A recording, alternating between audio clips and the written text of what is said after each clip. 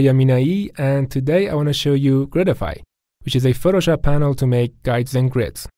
As you see, it's a free download and the instructions are right here. So after you've installed it, you can open your Photoshop and you'll find the panel in the window menu right here. Alright, so here's the panel. We have 3 features here. Let's start with the first one. I'm going to type in 100 and hit Griddify. Okay, so I have 100 pixel wide columns here.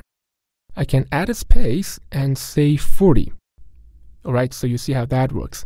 And obviously I can add as many numbers as I want, like for example 80, 10, 10.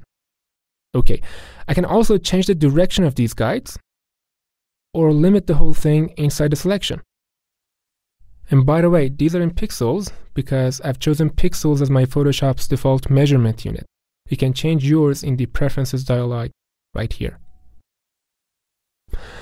Alright, so the next one is called divide. Let me type in 4. Okay, so as you see, I have my document divided in 4 equal pieces. Obviously, I can change the orientation of these guides and limit the whole thing inside a selection. Okay, so we have one last feature called wrap. Let's see how that works. I'm going to type in 0. Alright, so it wraps guides around the edges of my selection. Now I can add another number, say 10. Okay, so you see I have guides around my selection, but then it goes 10 pixels inside. And you know, I can add as many numbers as I want or add negative numbers if I want them to go outwards. Alright, so that was Griddify.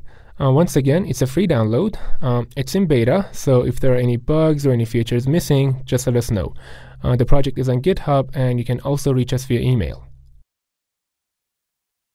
We have more tools to show you actually. These are Photoshop panels and web-based tools and Node.js packages. We made them to make it easier for us to do creative stuff on the web, so in the coming weeks we're going to show them to you right here in Gilobi. And by the way, what is Gilobi? Well, the basic idea is that we wanted a blog where we could experiment with the web platform.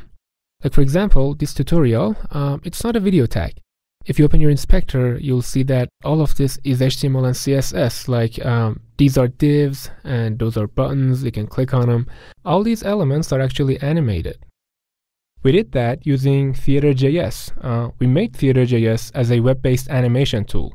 It helps us animate anything, be it HTML elements, WebGL buffers, 3JS objects, basically any kind of JavaScript variable we can animate with it. It's in prototype, but we have already used it to do some really interesting stuff on the web. Like for example, we have created WebGL-based particle systems with physics engine and music, and we have even done a few seconds of kinetic typography right on the web. So we'll be talking more about Theater.js in the coming weeks. And by the way, we're on Facebook and Twitter, and there's also a newsletter, so make sure you follow us somewhere.